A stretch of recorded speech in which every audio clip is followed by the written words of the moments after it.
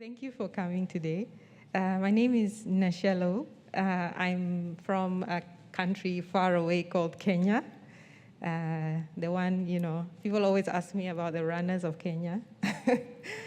So yes, it's the one where all the runners win all the medals. But as you can see, I'm not much of a runner myself. So it's good to be here. I have lived in Singapore quite a while, about 8 years now. So I'm glad to be here in the festival and enjoying the celebration of 200 years of the church in Singapore. So my talk today is entitled The Lost Art of Homemaking. I call it a lost art for a reason, which I will reveal at the end of the talk, around the end. Before we get into my main slides, we'll start with a little exercise. Before we start, just for a second, you can close your eyes and picture yourself lying very still in a box, perfectly still. Actually, you're now dead. It's your last day. You're dead. And there you are at the front of the church in your coffin. And there's a nice big full-blown picture of you at the altar. And there you are, and now it's time for someone to come up and speak about you, talk about your life. They're going to read out your eulogy. And I guess it seems like such a short moment to summarize such a long life. But yeah, all they get is 10 minutes, 15 minutes. In Africa, you can, our funerals last a whole day, and everybody talks. So we get a lot more time to think about how much we want to say on the last day. But we'll keep it short and sweet. So now you can think about who it is in your life that you want to be standing there speaking about you. Who among those people that you know now, or maybe hope to know in the future? Maybe you can think of 2 or 3 people that you would want to be standing there.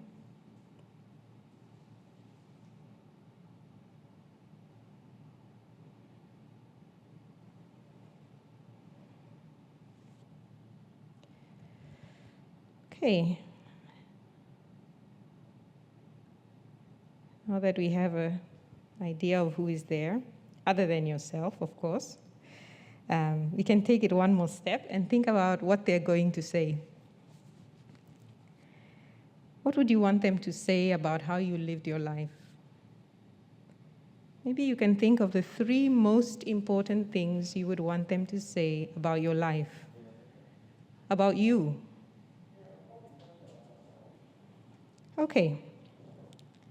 So we have 2 or 3 people we want to be standing there, and we have 2 or 3 things that we really want them to say that tells the last people the people who will hear about us probably for the last time, exactly what we want them to say about us. So let's think about who it is standing there. Okay, so let's think about it. I'll just ask by a show of hands, okay? So who had their spouse or children there, possibly? Yeah, okay. Parents, perhaps, if they're still alive, yeah, okay. Other relatives, maybe an aunt or uncle, yeah, cousins, nieces and nephews. Close friends, people that know you closely. Someone you work for, or a co-worker, maybe, or someone who worked for you. Okay, no. Some kind of celebrity. It's your fantasy, so you can get anybody to stand there and talk about you. Okay, and any distant fans from afar, no? Secret admirers, no. Nobody, okay. Okay, so I think generally we can agree that top of that list tends to be the people that we most likely want to be there. So these are the people that we live with, probably, at some point in life, rather than the people who just knew us outside. And let's look at what they said. Okay, so who had some points of character? There's three levels: character, achievements, and possession. So who had some points of character, like he or she was very loyal, kind, a good person, friendly, yeah? Everybody probably had that. She was a good mother, or he was a very loyal friend. Okay. Achievements, was one of the best at their profession, or, okay. Possessions, yeah? She had the most beautiful smile. She could run the 5 kilometers very well. Oh, that's more of an achievement, I guess. She had the fanciest car. Okay, so yes, so generally we'll also have that order. So why did we do this? Okay, so most of us would rank that we want people to speak first about our character, the kind of person we want to be. Second, about our achievements, so what we did with our lives. And then finally about our material possessions, okay? But unfortunately, we tend to live our lives with our priorities upside down most of the time, right? So we spend a lot of time and energy on acquiring material possessions and stacking up achievements, and probably very little on building our character. Or less, maybe, less conscious effort on building our character. So, well, with that in mind, the key is to turn our lives upside down then, and to shape them so that we are focused on what's important to us, really. So, to summarize, when we are clear what we want our life's legacy to be, we can be more decisive about how we want to live, which is the point of this exercise. To see that we know who's most important. It's the people that we probably live with, much less than the people we meet outside. And we know what they want them to, we want them to say about us, which is the kind of people that we really are. Okay, and a good question is why? Why do we want to have good character? Well, we know that deep down, regardless of where we come from or who we are, so I've given this talk a number of times, and every time, generally, people will want people to speak about their character. And we want to be strong, dependable, kind, generous, whatever it is you want people to say about us. And the reason is because of relationships, right? So why is loyalty good? Because it helps us to live in harmony with the people with our friends and with our family. So basically, relationships are the reason that we really want to have good character. It could be our relationship with God as well, that our character shapes our relationship with God as well. Relationship could be considered the deepest human need. And we know the saying that no man is an island. And it's a saying for a reason. There was a famous Harvard study on happiness, which followed a number of students, quite a few, almost 300, for 80 years. And it found that close relationships, more than money or fame, are what keep people happy throughout their lives. It found that they also protect you from mental illness and are better predictors of long and happy lives than even social class or IQ or any of those things. Also found that marital satisfaction has a protective effect on people's mental health. So it's not just who we are with or having people around, it's also the quality of the relationships that we have. And then loneliness kills. It's as powerful as smoking or alcoholism. And so people need one another. We need each other. Okay, sorry about that. Going the wrong way. Okay. So Aristotle famously said that without friends, no one would want to live, even if he had all other goods. So the point is that our good character enables us to have good relationships. And this is what makes us happy. Okay.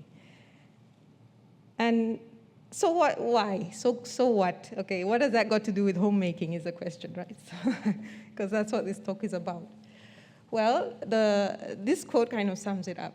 It says, there's no doubt that it is around family and the home that all the greatest virtues, the most dominating virtues of human, are created, strengthened, and maintained.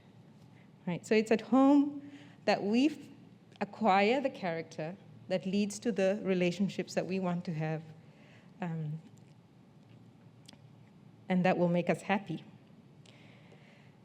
All right, so it determines, number one, being at home, or when we are at home, our closest and most important relationships are formed and nurtured. Okay, so the people that we want to speak on the last day are the people that we find at home generally. Our home is also the main environment where we acquire the habits that will determine the state of all our relationships. It's where we learn our virtues, okay, which will determine what people will say about us on the last day. Right? So all well and good. We know that it's important. We know the home is important. And I think for Catholics especially, we understand the value of the home very well in our doctrine. But does it really matter that much what the home is like, what the home environment is like? I like this quote. It says, a messy home is a sign of character. You should see the characters who live here. Yes. Well, obviously, my point here today is to show you that it really does matter. And science can also show us that environment is important. There was a study conducted by the Warwick Business School that showed that people are happier in more beautiful surroundings. And I can attest to the fact that it's not just about the visuals. So yes, it's true that our bodies react positively to beauty and negatively to something that we might consider ugly, but also to sound, smell, all those senses affect the human experience and how happy we are. So for example, I live on Thompson Road, on the corner with Palestia, and there's been construction going on for quite a long time. And every day from about 8 o'clock in the morning to 5, there's drilling happening. So I can tell you that it really affects the mood of the people at home to hear that drilling going on the whole day. So we have to spend a lot of the day with our doors closed and our windows shut. So it's everything around us that affects our happiness. And this is Maria Montessori, the great educator who started the Montessori method. And she found very clearly that the child responds from a very young age to the environment. And that the minute that an environment is beautiful and orderly, a child is able to learn to their optimal level. And it's the same with us, I guess, at home. Okay, environment is important. So the question is, how do we translate that into the way that we build our home or create a home? And that's the point, really, that we want to answer. Okay, the point is that obviously no one size fits all with homes because there are so many different homes. The homes here are very different to the homes that I came from in Kenya, but they all can be as effective as one another in helping us to develop the virtues that we need to have good relationships. Okay, my short answer to the question is creativity, which is, simply defined, the use of imagination or original ideas to create something. Okay. So I'll demonstrate this a little bit to help you to understand what I mean by creativity applied to homemaking. So here is a very simple definition of something called botany. So I am an amateur botanist in the sense that I enjoy looking at plants and learning about them. Very basically, it is the scientific study of the physiology, structure, genetics, ecology, distribution, classification, and economic importance of plants. Okay, it's quite a mouthful, and probably quite, boring to most people to read that. And yet, botany, creativity applied to botany is what creates things like this. So you can be a botanist and study the science, and then you can apply your creativity to create a garden. And, well, we know Singapore has some of the most beautiful gardens in the world. And obviously, there's also those beautiful botanical drawings. Another example is physiology, a branch of biology that deals with the normal functions of living organisms and their parts. So a person can understand physiology scientifically and then apply the creativity to create beautiful statues, paintings, clothing.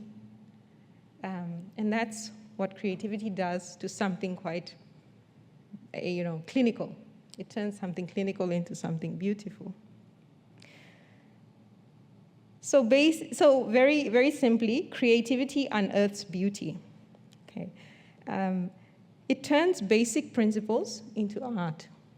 It brings out the beauty and potential of raw materials. So this is basically a poetic definition of creativity. It brings otherwise dead or dormant things to life. And when we're thinking about the home, we're thinking about the bodies, the people that live there. And we know that if you grow up in quite a clinical atmosphere, then you become quite a clinical person in a sense, with a clinical personality. And so when we apply our creativity to the home, and very basically the home is just creating a place where people can live and thrive, then we bring those lives or those otherwise dormant individuals, beings, souls, to life. Okay, sorry, wrong way again. Okay. So it turns it into an art that provides those living with us with the greatest opportunity to develop to their fullest selves, ourselves included. So it's not just about the people that we're living with, it's also about ourselves. And I would dare to say that it's the most accessible art. So, okay, we all know we can't be the Leonardo da Vinci of whatever it is, but we can all be the Leonardo da Vinci of homemaking. And why is that? My argument is that it's the most accessible art. If you look there, there's like 5 different homes from around the world, all very different, but all homes, and all could be places that nurture souls. And why do I say it's the most accessible art? Well, most people have a home, and it provides the most basic opportunity to be creative. Nearly any human talent can be useful at home. And for example, I really mean anything. Not everyone has the same talents. Some of us are good at dancing, and so we dance at home. We might not become, ballerinas on the stage, but we can dance at home. Some of us might be good at storytelling, so we tell stories to our children and our grandchildren. Or we write stories, and we send them to our parents. Or we write funny letters to people that we know. That's all part of it. Some of us might be good at numbers, so we are creative with our finances at home, and we find ways to save and ways to spend wisely. There's literally anything that you're good at can be applied. The point is to participate, not to be perfect, which is great. The great thing about the home is that it's about effort over time more than it is about results. And the things that you remember about your parents, you often, when you think about your childhood home, it's very easy to forget all the big events. And when you're very nostalgic about home, you think about the small things, like your mom's cooking, or the way you used to, sit at the table at dinner. Whatever it is, it's the small things that count over time. The beauty of a home is not so much seen as it is felt. I agree.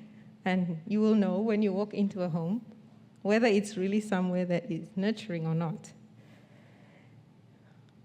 It's also a collaboration, right? So you have to rope in all the people that you live with if you live with other people. Because it's everyone's home. It's not just the person that is managing it. Okay. So like all of the art forms, the beauty of homemaking is found in the attention to detail. A true homemaker, or someone who applies their homemaking as an art, thinks about every little thing as much as they possibly can. Of course, over time you get better at this, but it takes attention to detail to make homemaking an art.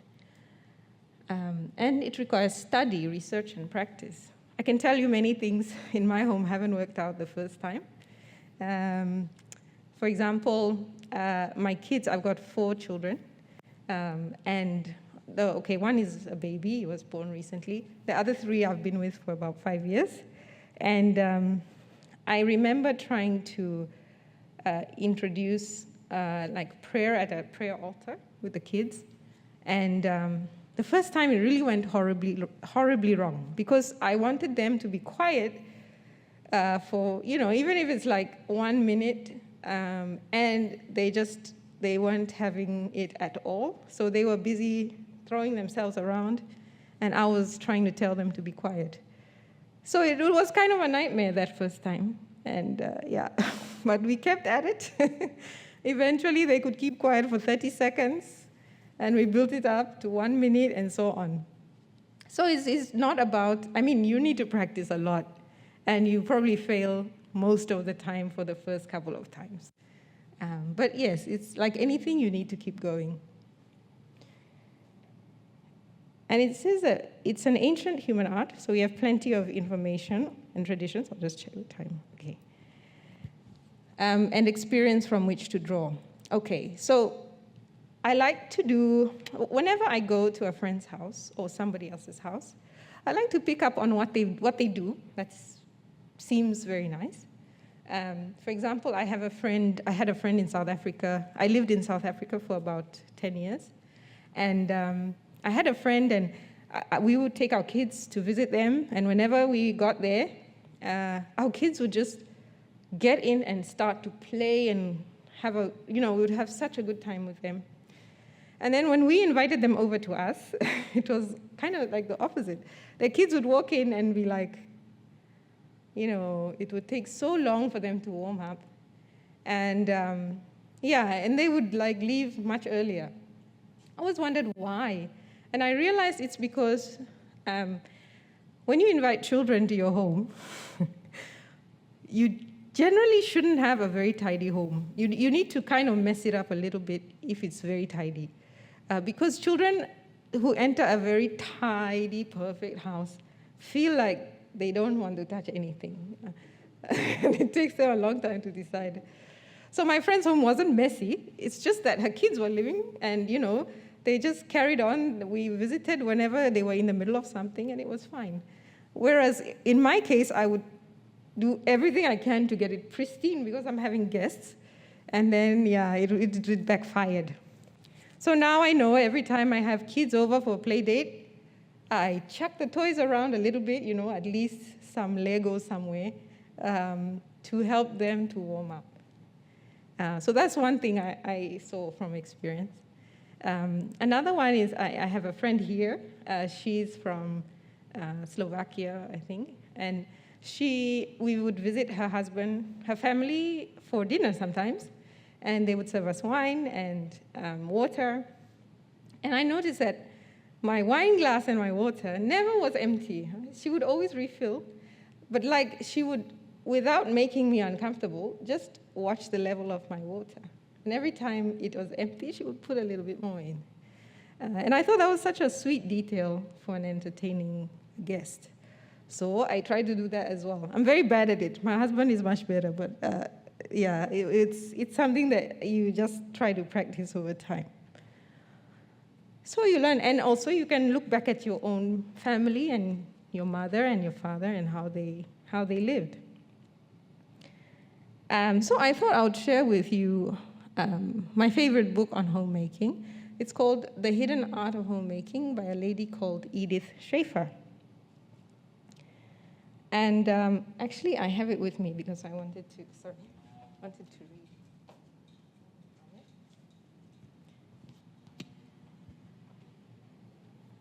Okay, so it's Edith Schaefer. She wrote this book in the 1970s. I think she passed on already. She was the wife of a famous Protestant theologian, actually, and she wrote this beautiful book on homemaking. She called it The Hidden Art. So I suppose it was hidden in the 1970s, and somewhere we lost it along the way, so now it's the lost art. Okay. So she begins, so she has a Christian perspective to it as well, which is refreshing if you're Christian, but quite relevant as well if you're not. She begins with God as the creator, and man created in his image. And she explains why it's more important for a Christian in particular to exercise creativity in homemaking. And she writes this beautiful passage. She says, "A Christian who realizes he has been made in the image of the Creator and is therefore meant to be creative on a finite level should certainly have more understanding of his responsibility to treat God's creation with sensitivity and should develop talents to do something to beautify his little spot on the world's surface. Christians should have more beautiful gardens, should be more careful to build without cutting down the lovely trees, should be more sensitive about keeping the brook unspoiled as it bubbles through their lands." So it's a kind of challenge, I guess, to all of us who call ourselves Christians, that our lives need to be attractive as the life of Jesus Christ. And part of it is in the way that we live. There has to be beauty in that. Otherwise, our message is not very compelling.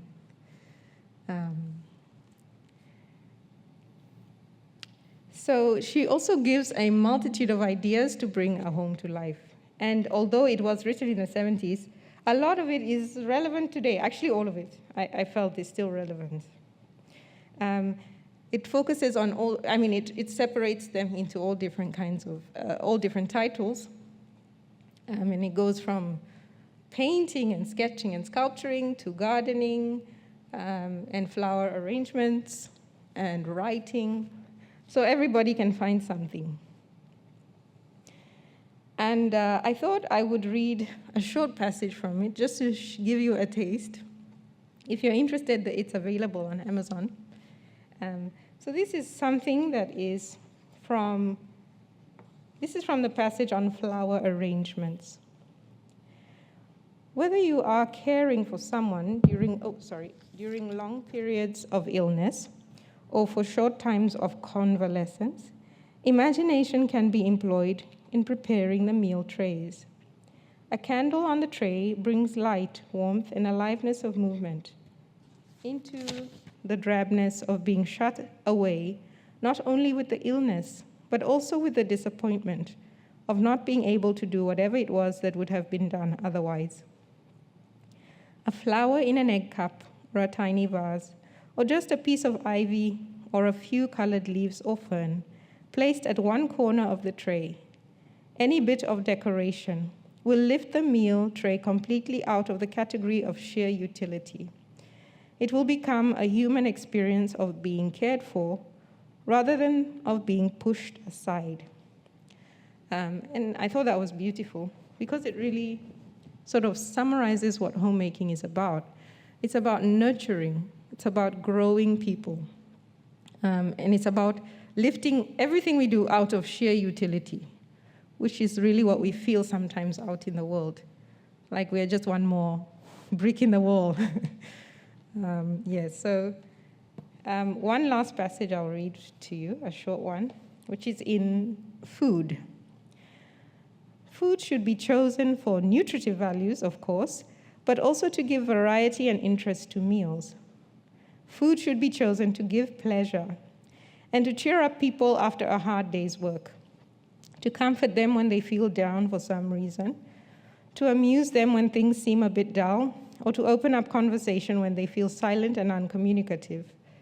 It seems to me totally unnecessary for any home or even institution to fall into the rut of serving the same thing on the same day each week. One should not be able to say, "Oh yes, Monday, bread pudding," anywhere. Meals should be a surprise and should show imagination. Now, here in Asia, food is very important, I know. So this is unlikely to happen much around here. But yeah, out there in the rest of the world, food can be something that needs a lot more attention. I remember that I was at a dinner party, and I sat next to a Danish man, a man from Denmark. And I had read this book about the concept of coziness. They called it, I don't know how to pronounce it, hygge. It's Hygge in Denmark, which is basically coziness. And it explains their kind of obsession with, having everything perfect to create a cozy atmosphere. And so Danish people are very obsessive about a beautiful chair or a beautiful piece of beautiful lighting and having the atmosphere perfect. And this gentleman was married to a lady from Malaysia. And he said that, so they had many arguments because his wife was not so interested in those things. But he couldn't live with a chair that was in the wrong place and the wrong color and the wrong style. But at the same time, he said that she was the same about food. So he didn't care that much about food. But his wife was very pedantic about the kind of food that they ate. So I guess it was a balance in the end, no? And so yes, different cultures will have different important things. For example, back home, for us, company is very important. So the people you're with are far more important than what it looks like where you are or the food. We just try to balance out whatever we know to be natural. Okay, so after advertising my book, I'll finally get to the question, why is it a lost art? Okay. And there are many reasons why it's lost today in our society. The first one is long hours of working, studying, and everything else, right? We're very busy people in general. And this is kind of an epidemic. Okay, we're in a time of pandemic. This one is an epidemic. That we are over busy. We're very busy. And we sometimes don't have time for these things that we know to be important. We tend to do what's urgent and forget about what's important. We're too tired. Another one is feeling unappreciated. Okay, my mom, when I think back to my mom, she was so amazing. She did so much for us. But I can tell you that I was not a very grateful child. Is it the battery? Okay, it's back. So I wasn't a very grateful child. I'm much more grateful now that I have my own children. But generally, you will feel unappreciated when you make these efforts. But I put there a picture of Vincent Van Gogh, who I believe to be the most unappreciated artist in the world, because he died before, and he had only sold one painting in his life.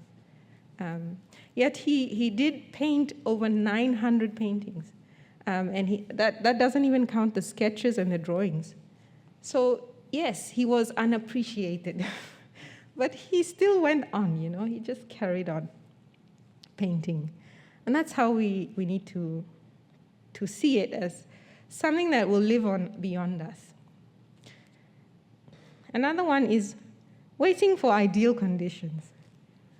When I have a bigger house, when I have more time, when my kids are not so crazy, when my wife gets better, we can think of a million things. to be honest. Why now is not a good time. It's also that things are too easy to buy. So a big part of homemaking is making. Making bread, which we all buy. Making dumplings from scratch instead of buying them. I know here that food is very easy to buy. And yet, maybe it would be more homely if we made it. And our kids will talk about our recipe for the rest when they move on. Or our neighbors or our best friends. So nowadays, we can buy everything. We don't have to knit anything, sew anything. We don't even have to think about it. We just click. It's also lost because we focus too much on results and not on experiences. And if we don't see something now, then we feel like we're not making an impact. But it's not about results, homemaking at all. The final one I say is screens, right? So screens are basically stealing all our time. They were supposed to give us more time by making life easier. And it did give us more time. So there are many gadgets we have in the world that give us more time, like a washing machine. We don't have to hand wash anymore, thank goodness. But screens seem to have sucked away a lot of that time, especially in the home and with the family, because they are designed to attract us at all moments possible that we have free. And actually, the average person, I think, touches their phone 2,600 times a day or something like that. And we will tend to spend, or there's an average of 44 years that we spend looking at a screen. So yes, they are stealing time from these arts that are more important. Okay, yes, so there are many obstacles, and we are all kind of prey to them. But we have to understand that homemaking is as important as who we are, because it determines who we are and who the people we live with become. And so we have to try to overcome them as much as possible.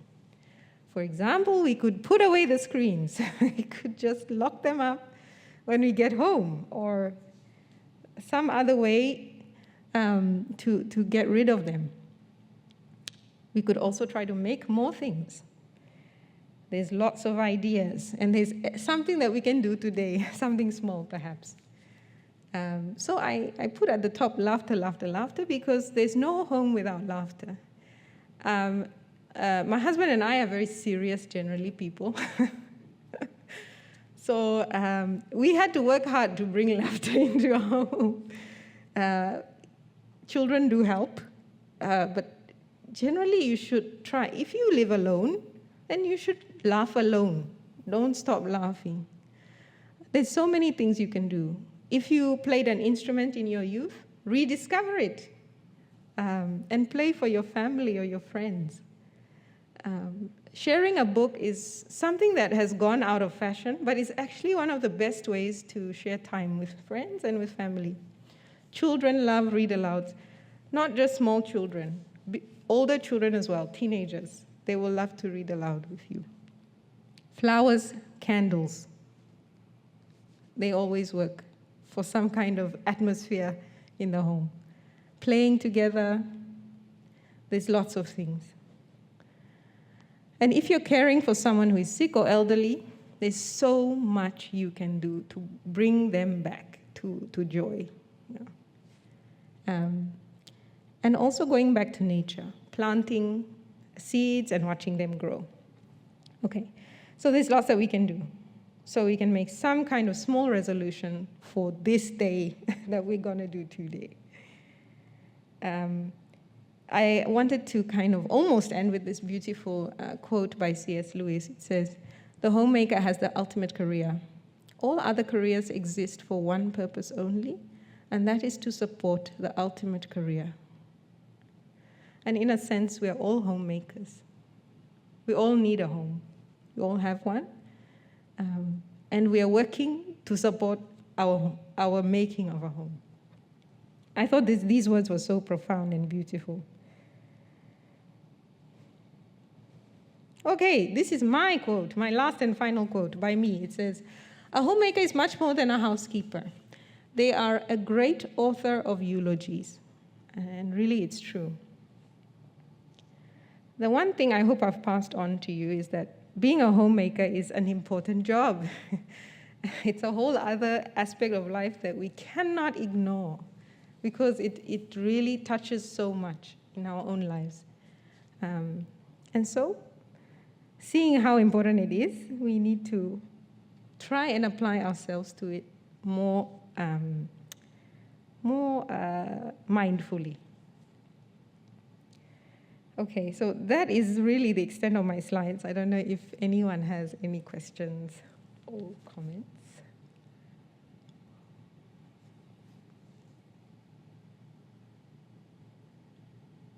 Okay. I know it's not easy to ask questions, so I'll leave this reflection on. Maybe for the last minute or two, you could think about some of these questions for your own life.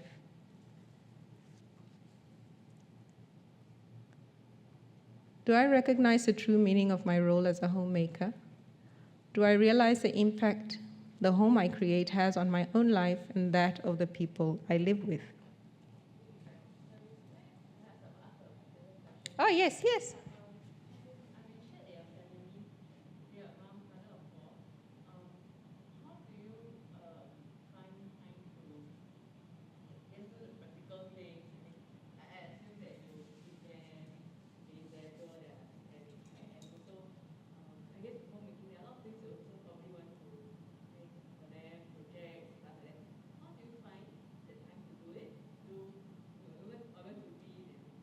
Okay.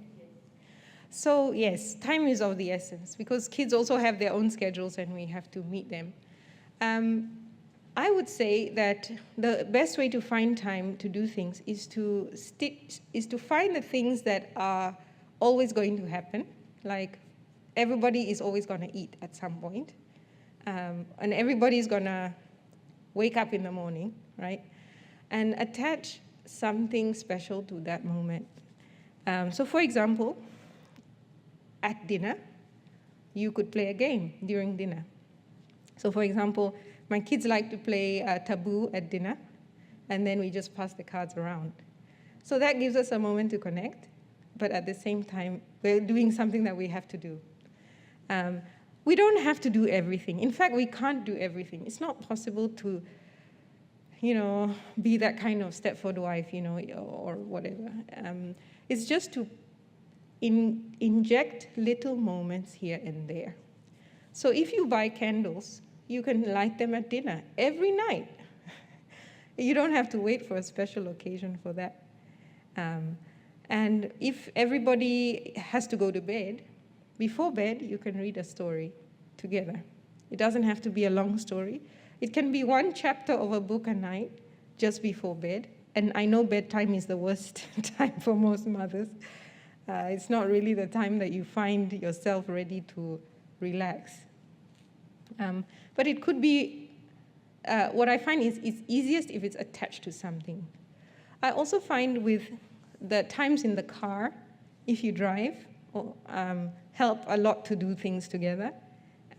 Because you're stuck together, you might as well do something.